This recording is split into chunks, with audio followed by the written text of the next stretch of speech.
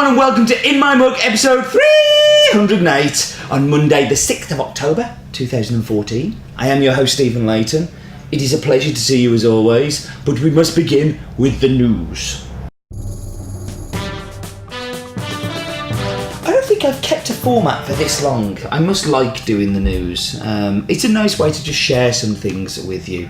And this is something I'm very happy to share with you. So, happy birthday to me, happy birthday to me, in my mug is 6, happy birthday to me. Today, the Monday, the 6th, it was the date of the first In My Mug ever going out, back in the day. If you ever want to scare yourself of how much I do like this format compared to the old one, go back and watch that first one. Six years of my life talking to you lot. I hope you appreciate it. This week's coffee comes from Limon in Guatemala, coffee that we had last year. We also have the Pacamara from there too, which will be on the site this week, so go check it out. I don't know if it's going to be in my mug or not, but it is very, very delicious. Books and tampers. Two of my good friends, James Hoffman and Matthew Perger, from James, former UK barista champion and world barista champion, and Matt is a former Australian barista champion, have gone into the world of making stuff. And we have lovely tampers from Matthew, and we have a lovely, beautifully written, crafted book from James. We have them on the site. You should definitely go buy them. The book is amazing. The tamper is very good too, but the book is something I've enjoyed a lot. And that was the news. So we should focus on, and today we're going to focus on Guatemala and kind of the origins of its coffee and kind of where it is a bit today. So time for focus on.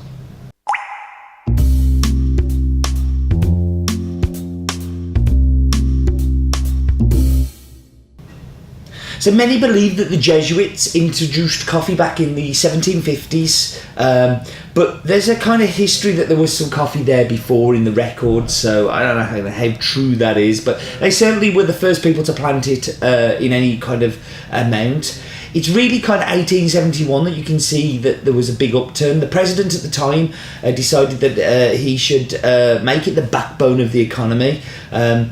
They produce around about 3 million bags a year, and is very defined by regions. So like they have San Marcos, Huehuetenango, Atitlan, all these different kind of regions. And this is because Anacafe, the country's kind of coffee growing body, has set this in place, along with some really strict cupping quality guidelines, which means that Guatemalan coffee tends to have a good basic standard. Even the commodity stuff tends to be very, very good. I do like their marketing. I do like the way that they've regioned it. Interestingly, this week's coffee doesn't fall into one of those regions, so it's not perfect. But you see them at trade shows a lot, and they always have a really nice stand, and they're always very friendly and lovely people. And I do like the Guatemalan coffee growing people. Sorry, excuse me. So that's pretty much our focus on. We should talk about the coffee. So this is a coffee I found last year. It's our second year with us. It's our second time that we've bought directly from Guatemala, and I'm really pleased with the way that the relationship's been growing with the grower.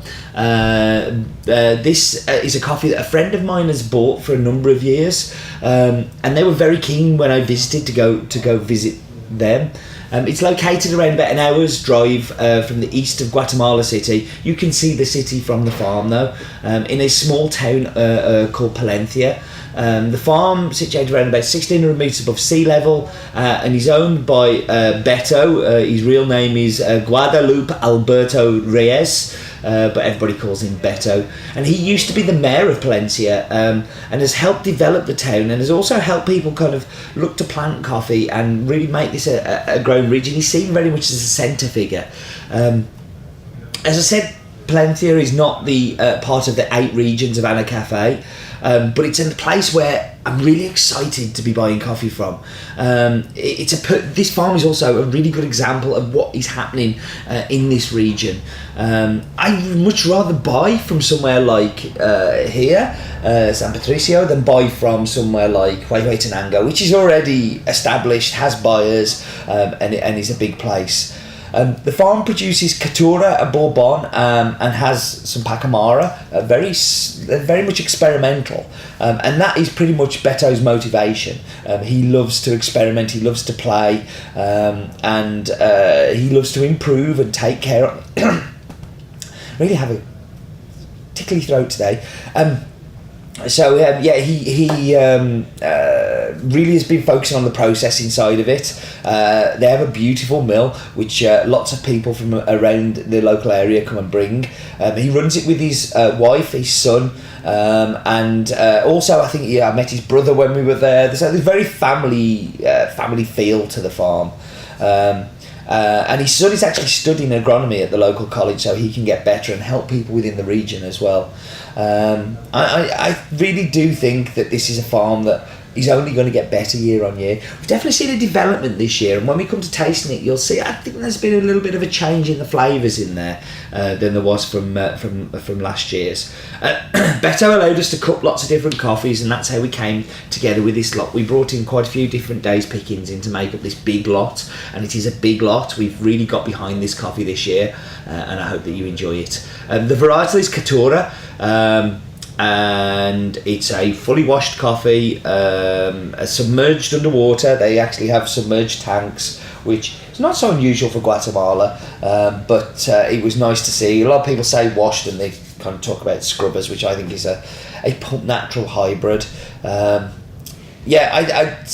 think that the long term with this coffee is going to be great, and I get that feeling just because I love hanging with Beto. So the couple of times I've been, he always invites me in for dinner, or breakfast last time it was actually, but the time before I had a beautiful meal with him, and he's just very welcoming, very warm, and I've only met him twice, and this time it was like I was a member of the family. It was like everybody was really pleased to see me back.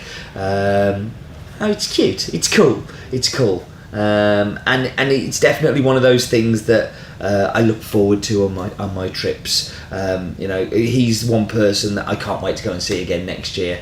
We also had some photos that we put up on the site, so if you follow the link that's on the screen now, which is go.hasbeen.co.uk/Flickr Guat, that will take you to the Flickr page that we have. So we should talk about the numbers. The farm is called San Patricio, which is the area, El Limon, Finca El Limon. The producer's name is Guadalupe Alberto Reyes, but we will call him Beto because we're friends. The closest town is Palencia, has an altitude of around about 1600 metres above sea level. Variety is Caturra, and this is fully washed. Now what I would like to do, I would like you to go and see the really, really, really cool map, because I got some great coordinates for this one.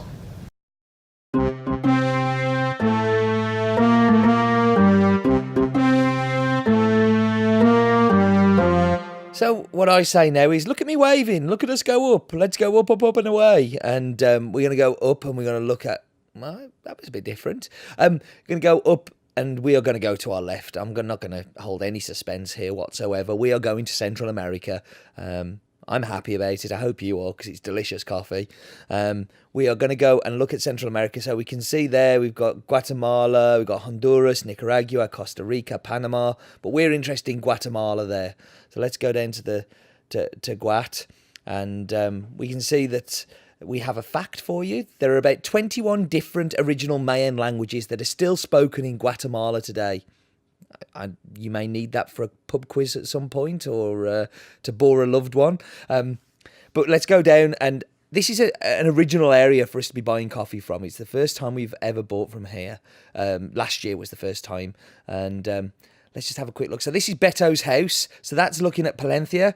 You can see that in the distance, and that is the view you get from sitting at the table at his house. And I've sat there and had dinner and just loved it. So we can see the lowest point is Pacific Ocean. The highest point is Trajmulco volcano. I've probably pronounced that and ripped it apart. But let's get a slightly different angle at it. So you can see Guatemala City there. Guatemala City, we've talked about with El Bosque, how the urban sprawl of the city has really reached out to the very edges. You never used to be able to see Guatemala City from Palencia. Now you can. It's just crazy. That's how much that city just keeps growing and growing, and the planning laws are so lax and so open that it's eating up all of this farming land that's always been there. And has always been a part of Guatemala. So there you go, just whizzing around there. That's Guatemala City, you can see in the distance, and you really can see that clearly from Beto's house. It's just unbelievable for the vistas. It's one of the most beautiful places I've sat and eaten amazing food. Have I mentioned Beto's amazing food? Because I keep going on about it, but he fed me twice, and the 2 times he fed me, I think he saved my life. When you're travelling and eating in restaurants and eating in terrible places, it just is having somebody there to kind of go, have some home-cooked food and looking after you and sitting looking out at this beautiful, beautiful view.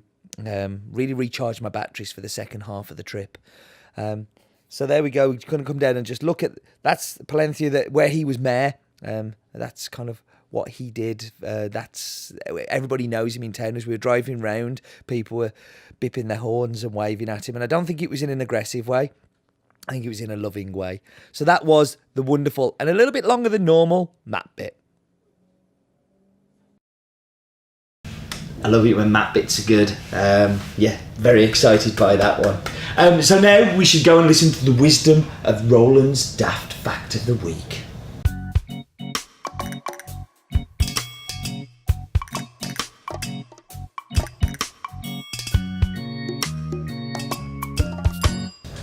Guatemala is the 10th biggest producer of coffee in the world, producing around about 2.5% of the total production and around about 3 million bags.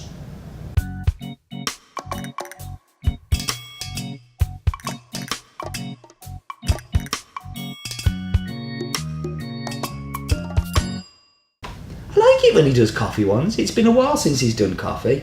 Okay, I'm going to whap you on pause. I'm going to go and get some tasty, delicious drinks. I'm really looking forward to this one, and I'll be back with you in just a moment.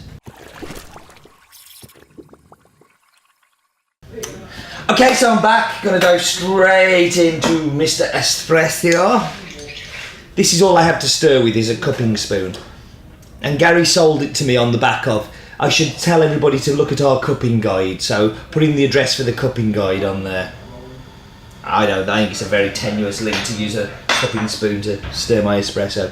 Why do I stir the espresso, by the way? Somebody asked me about this. Really to mix it all up and get the crema really crema on its own tastes horrible. Espresso on its own tastes not so good, but actually together some of their parts make it taste delicious. So.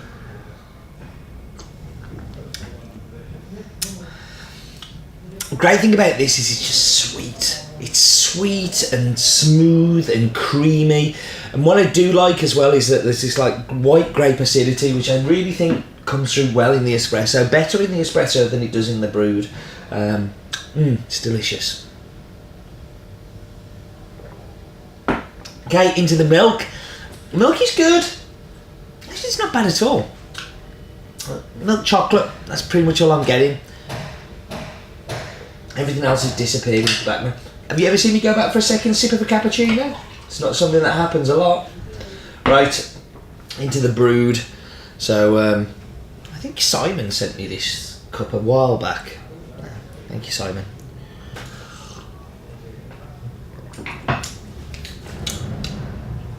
So here, the white grape is much more. It's much more muted. The sweetness is the dominant flavour. It really is about the milk chocolate, and I get just a little shoulder. It's only a shoulder of orange peel. So like orange skin, like kind of pithy bitterness, but in a really good way. Because bitterness, like as soon as I said bitterness, I panic then because I don't mean it's bitter. Bitterness is a good thing. Like you think about hops, a little bit of hop is really good. You know, sucking on a hop is not fun for anybody. But no, really interesting, really delicious, really lovely coffee, really lovely guy. I love Beto to bits. I can't wait to see him again next time I visit. And it's a great coffee. You should definitely give the Pacamara a try. The Pacamara is along very similar lines, except it's got a little bit of kind of a cinnamon spice to it. So it's a very sweet spice, along with that creaminess and the mouthfeel and all the rest of it. So, yes, thank you very much for joining me, as always. And I don't care if other people say it, because I said it first. Life is definitely too short for bad coffee.